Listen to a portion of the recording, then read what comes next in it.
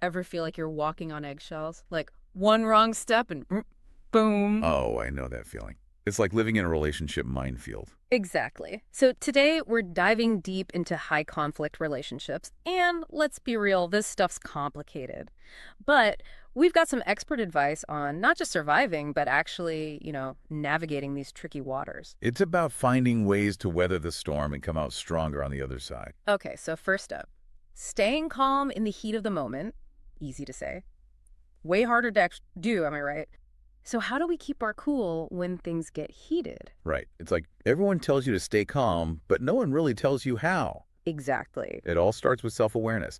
It's about recognizing those little signs that you're about to go from 0 to 60. You mean like our own personal red flags? Yes. Like maybe your heart starts pounding or you get that tight feeling in your chest or you just feel this urge to snap back. Everyone's different. So once you know your own warning signs, what then? That's where you build your own personal toolkit for cooling down. So we're talking more than just like deep breaths here. Deep breaths are a good start, for sure. But you might need something a bit more powerful, like a mental escape route. Ooh, I like that. Like a mental vacation from the argument. Exactly. Picture a calm place, maybe count backwards from 100, or even repeat a calming phrase in your head, anything to just hit pause on the escalation. I like it. So you've managed to hit the pause button. You're feeling a bit more zen. Now, how do you actually set boundaries? Especially when you're dealing with someone who might not be too thrilled about the whole boundary thing. That's the million-dollar question, isn't it? And it's where things get really interesting. You see, boundaries aren't about trying to control the other person.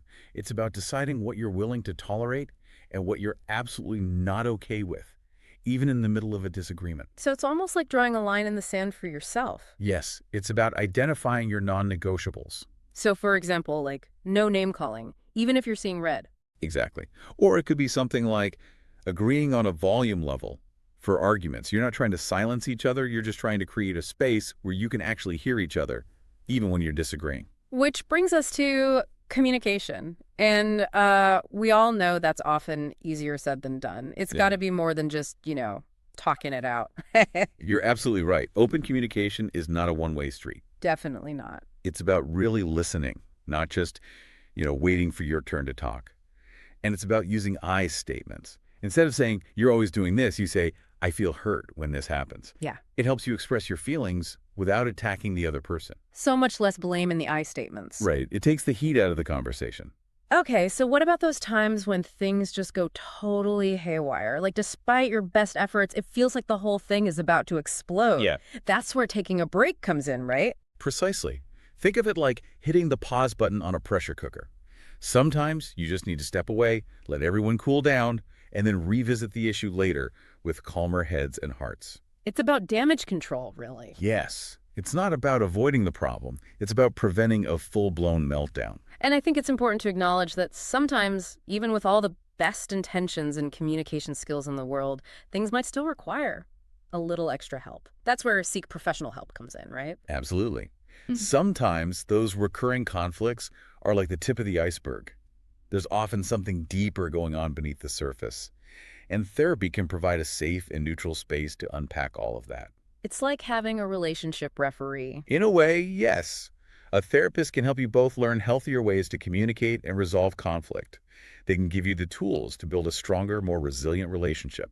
So it sounds like navigating a high conflict relationship is tough, no doubt about it, but it's not impossible. It takes work, self-awareness, and sometimes a little outside support. And remember, seeking help is not a sign of weakness. It's a sign of strength. It means you're willing to do what it takes to build a healthier, happier relationship. And that's something to be proud of. Couldn't agree more. Well, that's our deep dive for today. We've only just scratched the surface of this complex topic, but hopefully it's giving you some things to think about and some tools to try. And remember, every relationship is different, so find what works for you.